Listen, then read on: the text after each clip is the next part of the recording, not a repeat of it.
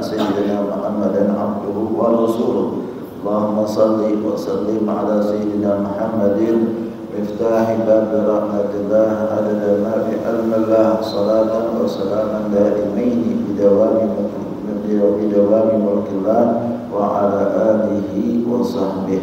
Amma ba'd, alhamdulillah, segala puji kita haturkan kehadirat Allah Subhanahu wa taala. Salawat dan salam kita haturkan kepada junjungan kita Nabi besar Muhammad sallallahu alaihi wasallam beserta keluarga dan para sahabatnya. Ikhwan rahimakumullah, kita melanjutkan pembahasan tafsir sampai di surah Sad ayat yang ke-62. Allah Subhanahu wa taala berfirman, wa qalu ma lana la nara rijalan kunna na'udduhum minal asyrar. Kisah yang kemarin kita bahas masih berlanjut pada ayat-ayat ini, yaitu ketika datang orang-orang masuk ke dalam neraka, maka mereka tidak disambut oleh penghuni neraka yang lainnya, tapi saling melaknat satu dengan yang lainnya.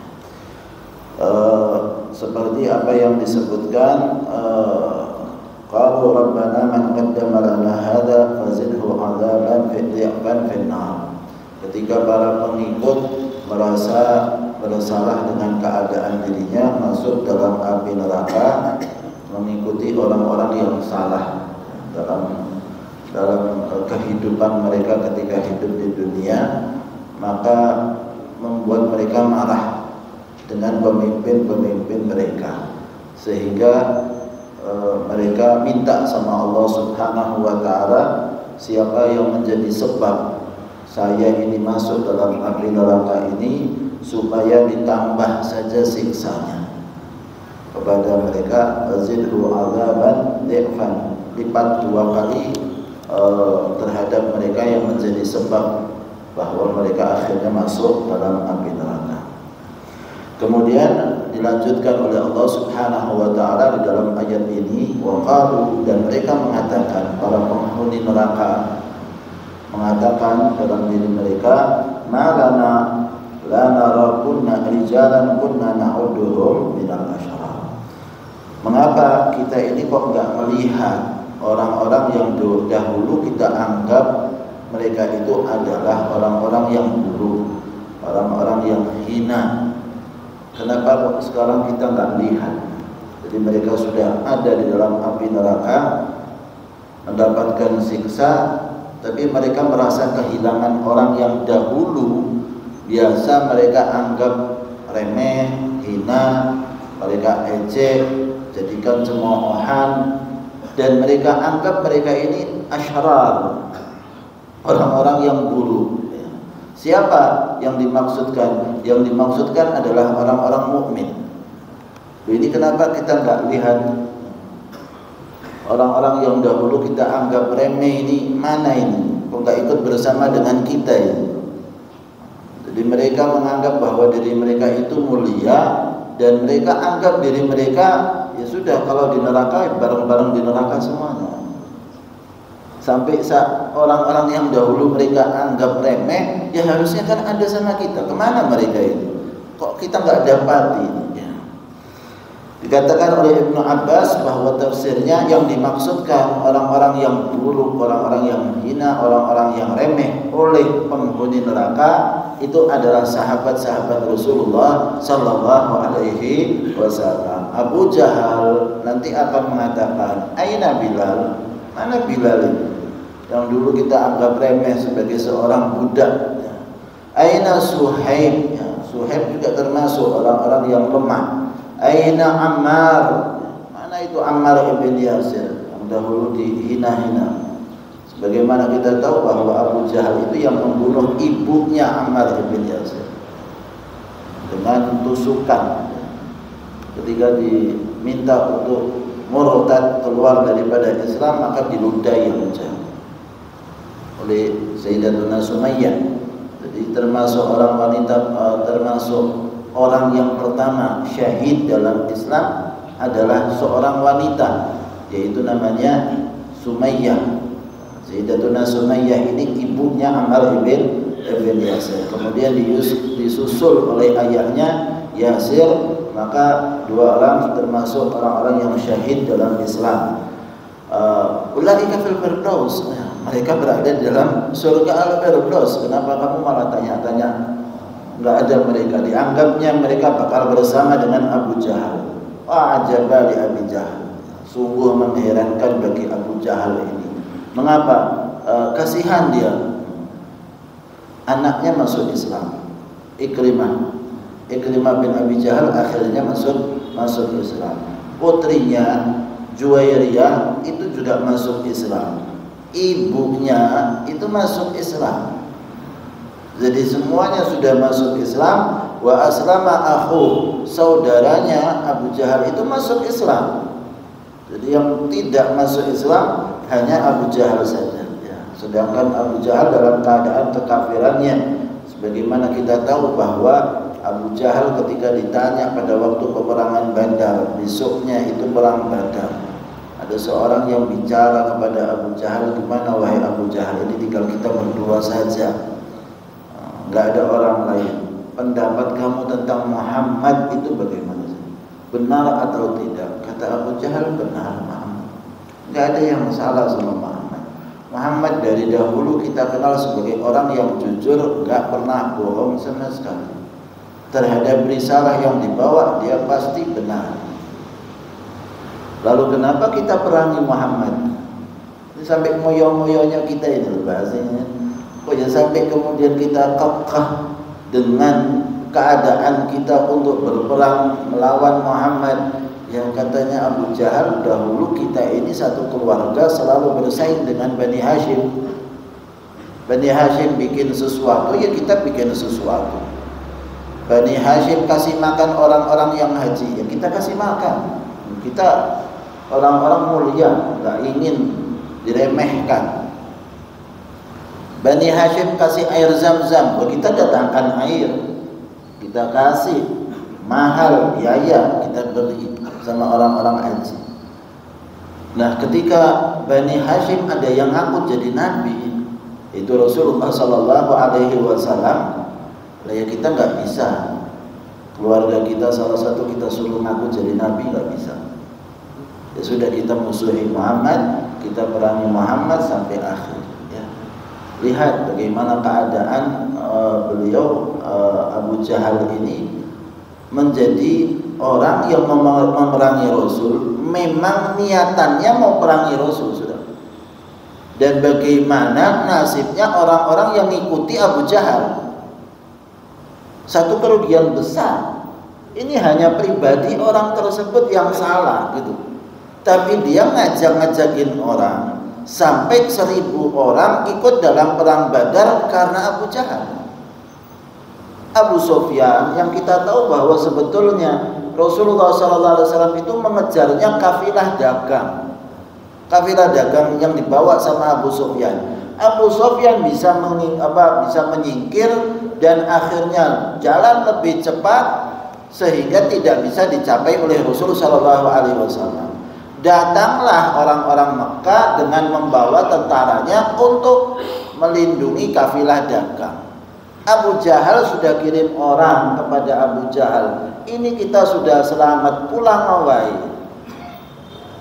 Istilahnya mau ngapain perang gitu loh. Ngapain perang? Ini kita kan sebabnya mau perang karena mau selamatkan kafilah dagang. Lah sekarang kafilah dagangnya sudah selamat, sudah mau sampai ke Mekah ini kita. Enggak perlu lagi perang-perang, pulang saja. Kata Abu Jahal, enggak bisa. Enggak usah pulang. Kita mau tunjukkan kepada orang-orang Arab bagaimana keberanian kita, bagaimana perlawanan kita. Malu kita. Sudah sampai di sini pulang, aib, ya, celah buat kita, kehormatan kita akan hilang. Kalau kita kemudian akhirnya didengar oleh orang-orang Arab, kita sudah siap dengan peperangannya, katanya pulang. Ini kan cuma kesombongan satu orang saja sebetulnya, menjadi sebab peperangan Badar dan menjadi sebab matinya 70 orang. yang nggak tahu mereka itu mati ya cuma karena ngikutin Abu Jahal saja. Jumhur ya 10 orangnya tokoh-tokohnya, yang 60 yang lain yang ngikutin. Ya Umayyah bin Khalaf mati, ya sebagian di antara tokoh-tokoh Quraisy mati. Tapi yang menjadi sebab kan hanya orang-orang itu saja. Sedangkan pengikut-pengikutnya akhirnya mati dalam keadaan yang buruk, masuk dalam api neraka sebab-sebab mereka ini, orang-orang tersebut. Qala Ibnu Katsir disebutkan bahwa ini adalah pemberitahuan tentang keadaan orang-orang kufar ketika mereka berada di dalam neraka. Mereka ini merasa kehilangan orang-orang yang dahulu ketika hidup di dunia dianggap mereka ini sesat. Ammar bin Yasir, Suhaib, kemudian Bilal, ini kan orang-orang lemah-lemah yang menjadi sahabat-sahabat Rasul sallallahu alaihi wasallam. Wa hadza darbul mathalin, dan ini adalah perumpamaan saja, contoh saja terkait dengan masalah Abu Jahal, tetapi sesungguhnya ini sebenarnya keadaan semua orang-orang kufar. Orang-orang kufar itu pasti akan merasa kehilangan orang-orang yang dahulu mereka anggap remeh. Seharusnya mereka menganggap diri mereka itu mulia. Kalaupun sampai di akhirat, mereka itu akan tetap mulia. Jadi kan termasuk kisahnya ya seorang kufar ya, dimana waktu itu dia itu punya hutang.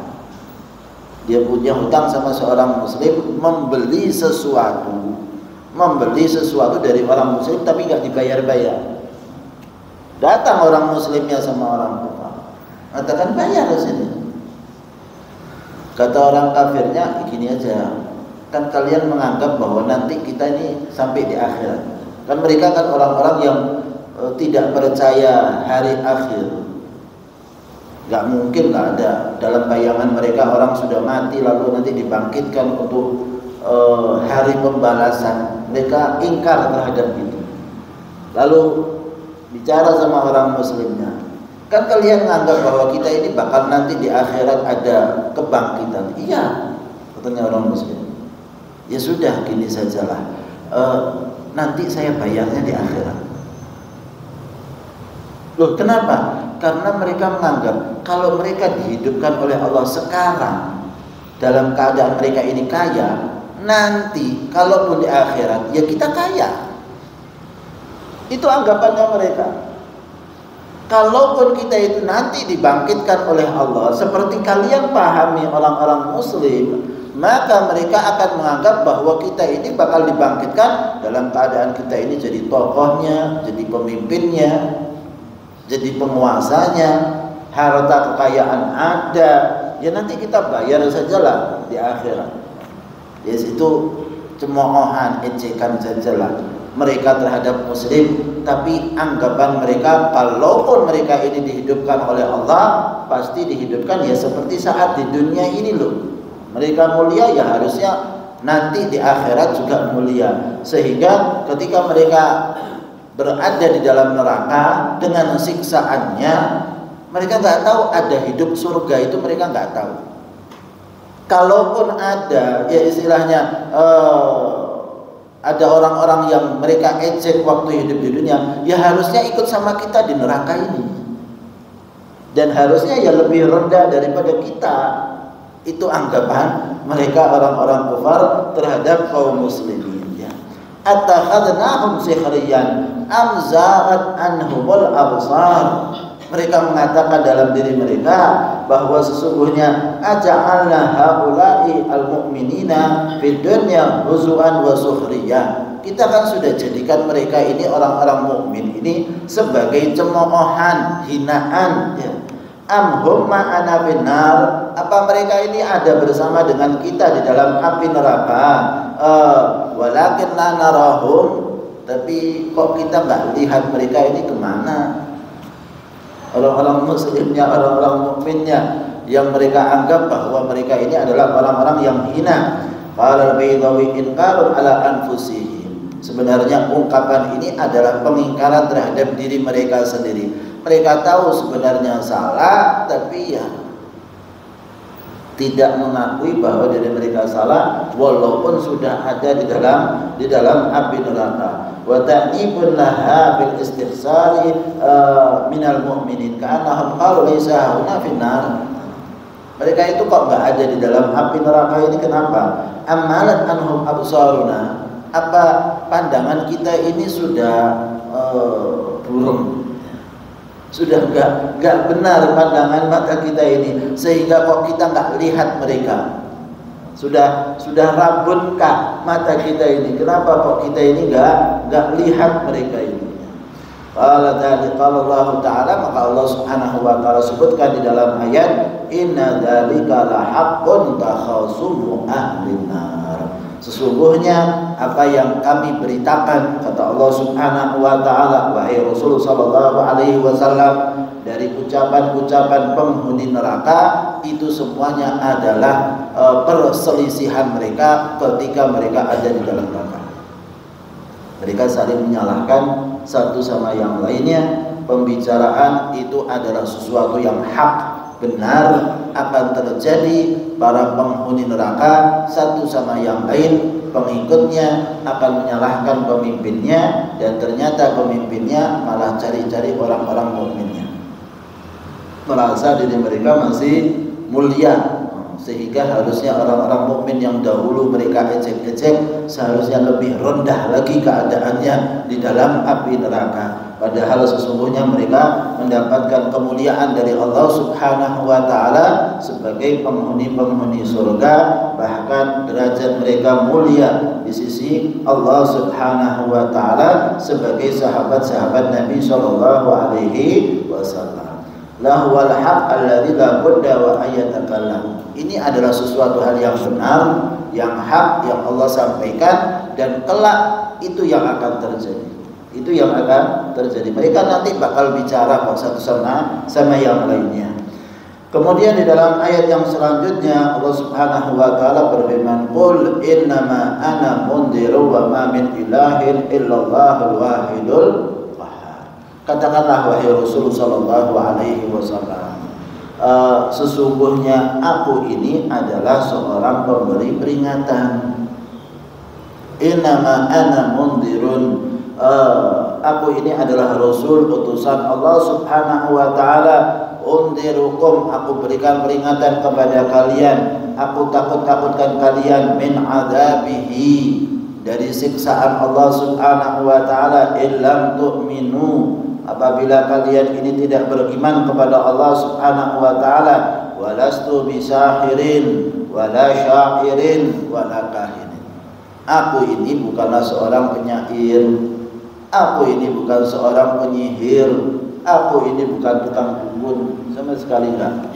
Yang dibawa oleh Rasul sallallahu alaihi wasallam semuanya adalah benar. Mereka tahu kejujuran Rasul sallallahu alaihi wasallam. Bahkan saat pertama kali Nabi sallallahu alaihi wasallam berdakwah, ingin tunjukkan kebenaran yang mau dibawa oleh Rasul sallallahu alaihi wasallam. Rasul di atas bukit Safa panggilin orang-orang Quraisy semua. Mereka sudah ada kumpul ketika dakwah terang-terangan pertama kali yang dilakukan oleh Rasul sallallahu alaihi wasallam. Maka kemudian Rasul tanyakan kepada mereka, wahai orang-orang Quraisy, kalau sekiranya aku beritakan kepada kalian di belakang bukit ini ada tentara yang mau serang kalian, kalian percaya nggak sama saya? Rasul mau tanyakan, kalian ini masih menganggap saya ini orang yang benar nggak sih? Jujur nggak sih? Maka mereka mengatakan, ya Muhammad, kita ini bakal percaya apa yang kamu katakan. Sudahlah, kita bakal ikut, tahu bahwa Rasulullah SAW ini nggak bakal kemudian berbohong, nggak pernah berbohong. Nabi Shallallahu Alaihi Wasallam, majarabna kadiban, kami nggak pernah melihat engkau sebagai seorang pendusta, wahai Muhammad. Apa yang engkau katakan pasti benar. Itu jadi kuncinya. Lalu Rasul kemudian mengatakan, wahai orang-orang Quraisy, aku ini Rasul utusan Allah. Sembahlah Allah yang satu, jangan sembah berhala-berhala. Oh geger mereka. Padahal tadinya percaya sama Rasul Shallallahu Alaihi Wasallam.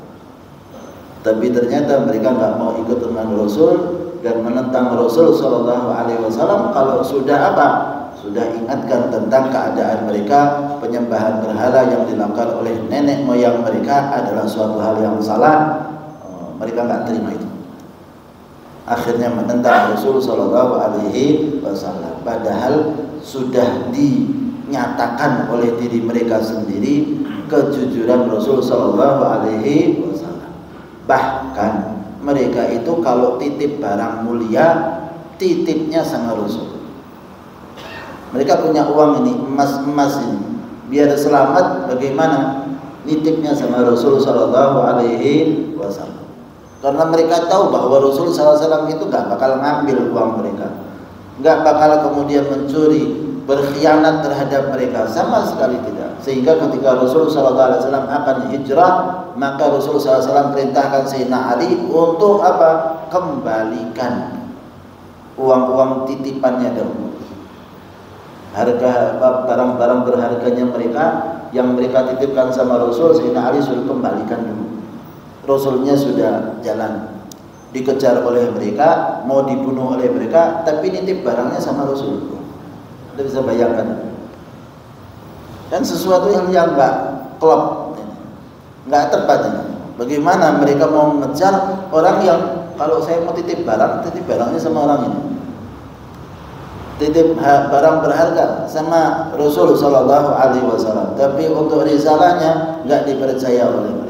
Sehingga ketika datang Rasul Sallallahu Alaihi Wasallam saat Fathu Mekah, pembukaan kota Mekah, buka, diberilah hidayah oleh Allah Subhanahu Wa Taala sehingga mereka beriman kepada Rasul Sallallahu Alaihi Wasallam. Wa ma min ilahin illallahul wahidul qahhar. Dan tidak ada Tuhan bagi kalian yang patut disembah kecuali Allah Subhanahu Wa Taala, Zat yang Maha Esa, yang Maha Tunggal, Al-Qahhar, yang mana Allah Subhanahu Wa Taala pasti akan mengalahkan daripada makhluk-makhluknya, memaksa. Allah itu Maha Pemaksa atas segala sesuatu. Apa yang terjadi ini semuanya atas kehendak Allah. Enggak ada yang keluar daripada kehendak Allah sama sekali.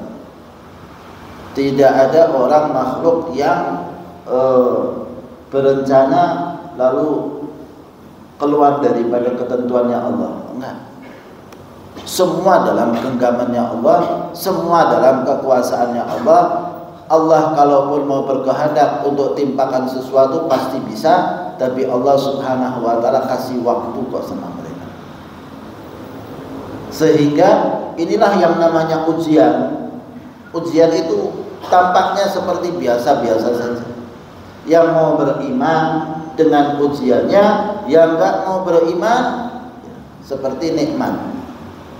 Mau berbuat apa saja boleh. Merasa dirinya berkuasa, merasa dirinya punya kemampuan.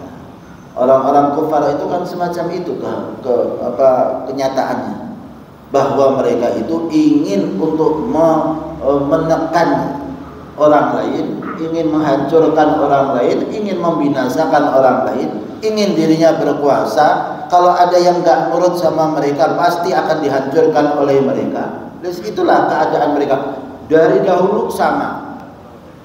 Dari dahulu sama. Dari masa siapa? Masanya Nabi Allah Nuh sudah sama. Sampai sekarang enggak ada bedanya mereka. Sifatnya ya seperti itu. Sudah dari masa dahulu mereka ini orang-orang yang merasa dirinya kuat dan mampu, dan selalu menentang para nabi dan para rasul. Ajaran-ajarannya semacam itu ditentang oleh mereka. Anda bisa bayangkan kaumnya Nabi Allah Nuh, umatnya itu hanya 85 orang saja, kurang dari 100 orang. Kurang dari 100 orang. Umatnya banyak. Kokoh orangnya besar-besar. Kalau diajak keroyokan kita mati. Habis itu umatnya Nabi Nuh yang muslimin, kalau dihancurkan, dibinasakan oleh mereka bisa. Tapi nyatanya setelah menunggu masa hingga akhirnya 950 tahun, dibinasakanlah orang-orang kafir, datang pertolongan Allah Subhanahu wa taala. Selesai sudah. Dulu yang bicara kita ini kuat, mana itu? Dulu yang bicara bahwa kita ini orang-orang kaya, tokoh-tokohnya terkemuka di muka bumi ini, siapa itu? Habis semua. Allah datangkan azabnya, binasakan mereka, selesai, habis. Artinya apa? Mereka dalam genggaman Allah. Kalau Allah mau dan berkehendak, dihabisi dari awal pun sudah bisa. Ini hanya tunggu waktunya saja. Anda mau masuk Islam, mau kembali, monggo silahkan. Tapi ingat, kalian gak berencana sendiri, ada rencananya Allah yang lebih kuat, yang lebih memaksa daripada kalian, dan kalian gak mampu apa-apa. Begitu pula saat ini kita dapati orang-orang mereka ini, Israel, Yahudi dan lain sebagainya, merasa diri mereka berkuasa, mau berbuat apapun terhadap kaum muslimin bisa, dan tunggu saatnya binasanya mereka. Mereka enggak keluar kok dari genggaman Allah Subhanahu wa taala. Mereka enggak keluar kok dari kekuasaan Allah Subhanahu wa taala. Hanya sekarang tinggal siapa yang jalannya lurus saja untuk dapatkan kemuliaan sebagai orang-orang penolong Allah dan penolong Rasul sallallahu alaihi wasallam. Dan Allah masih membuka jalan siapa yang mau beriman kepada Allah, beriman kepada Rasul, untuk tunjukkan. Ini namanya saringan. Ini namanya saringan. Mau dipilah siapa orang-orang yang benar mukmin kepada Allah, siapa yang na'udzubillah min dzalik, ikut dengan orang-orang yang menentang Allah dan menentang Rasul sallallahu alaihi wasallam. Wa ma min ilahin illallahul wahidul qahar rabbus samawati wal ardi wa ma bainahuma. Jelaskan bagaimana kekuasaannya Allah Subhanahu wa taala. Sesungguhnya Allah itu pencipta langit dan bumi dan apa saja yang ada di antara keduanya. Allah lah yang mengatur itu semuanya. Yang mengadakan adalah Allah Subhanahu wa taala, yang meniadakan juga Allah Subhanahu wa taala. Dia Allah yang maha berkuasa. Rasul sallallahu alaihi wasallam dari dahulu sudah mengingatkan bahwa sesungguhnya Rasul sallallahu alaihi wasallam akan menguasai Persia dan Romawi. Dari sejak awal itu sudah bicara, wahai orang-orang Quraisy, kalian mau nggak mulia? Ikut mulia. Loh kenapa? Aku ini kan dari kalian, gitu loh. Kalau kalian mau, kalian ini dapat kemuliaan, orang-orang Arab bakal tunduk kepada kalian, orang-orang selain Arab bakal ikut dengan kalian. Persia Romawi akan jatuh ke tangan kita. Malah itu jadi ejekan mereka, orang-orang kufar. Mereka kan ada waktu saat-saat penyiksaan. Mereka menyiksa Bilal, mereka menyiksa Suhaib, mereka menyiksa daripada Ammar ibn Yasir, sambil mengatakan, wah ini nanti jadi penguasanya Persia Romawi. Kayak gini, orangnya seperti ini, mau jadi ngalahkan Persia Romawi ini bagaimana ini? Mereka nggak sampai itu. Dan ternyata sampai masa itu, di masanya Bilal, masanya Suhaib, masanya Ammar, masih hidup mereka semuanya. Dan Persia itu ya jatuh ke tangan kaum muslimin di masa Sayyidina Umar bin Khattab. Ammar ibn Yasir wafat di masa Sayyidina Ali bin Abi Thalib. Bilal masih di masa jauh, sehingga yang wafat sehingga mengalami masa apa yang dijanjikan oleh Rasul, semuanya ini sahabat.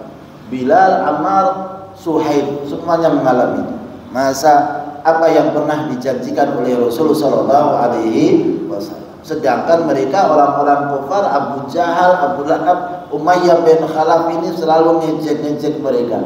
Ini bakal ngalahin Persia. Otaknya di mana ini? Selalu seperti itu. Padahal Rasul Shallallahu Alaihi Wasallam inginkan ya ikut serta. Kamu ini mau nggak jadi mulia bersama dengan aku?